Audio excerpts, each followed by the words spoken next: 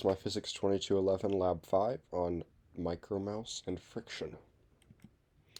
So, introduction. What is a Micromouse? Micromouse is a robotics coding competition I found while I was watching YouTube and procrastinating this lab.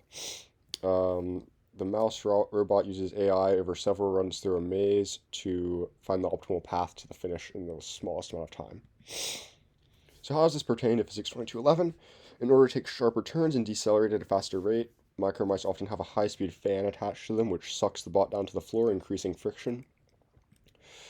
The purpose of this lab was to analyze a video of a micromouse robot in action using tracker and approximate the force due to friction created by the internal fan, then create a computer model in GlowScript to approximate the situation and determine the coefficient of dynamic friction in this situation.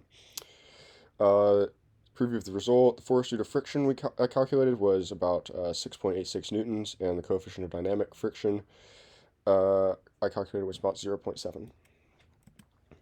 So Newton's second law was the main physics principle used here in coding our simulation in GlowScript, as we use the momentum principle derived into the velocity and position update formula to kind of update the position of the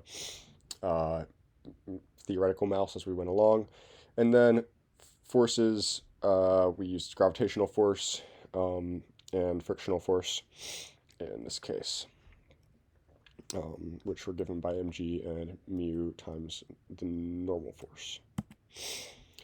So I analyzed this YouTube video in Tracker to find the motion of the object with respect to the origin, which I put just as the corner that it was approaching. The initial velocity that at the point that the tracking started was 2.25 meters per second in the x direction, and the initial position of the object was at negative 3.86, negative 5.85. Here you can see the position graphs with respect to time of the object.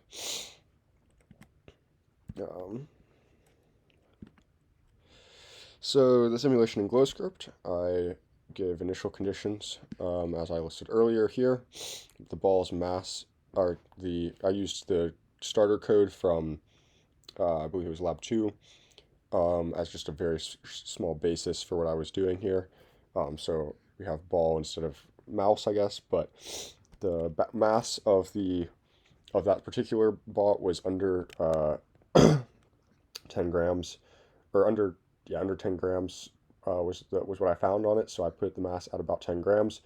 Then we had the initial velocity and position, the time that it's in the video that it started at, and the time between checks, as well as gravitational constant, and just the y hat, and then the mu, which I found using guess and check.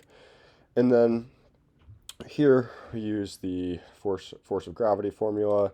The normal force in this case would just be opposite the force of gravity, and then the force due to friction. And I only did this in the x direction because that's the direction that the mouse was moving in for the duration of the time period I was looking at.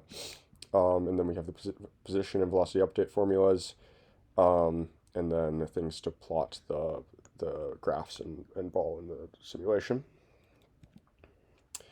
So there's several possible sources of error in this. GlowScript did not account for other possible forces acting in the situation, including air resistance. Tracking and tracker is subject to minor human error, and the downward force from the fan may or may not have been constant in the situation, which makes it hard to calculate the normal force, and thus the force due to friction accurately. But using guess and check, I was able to line up the time interval and get the graphs to approximate one another between this one and the one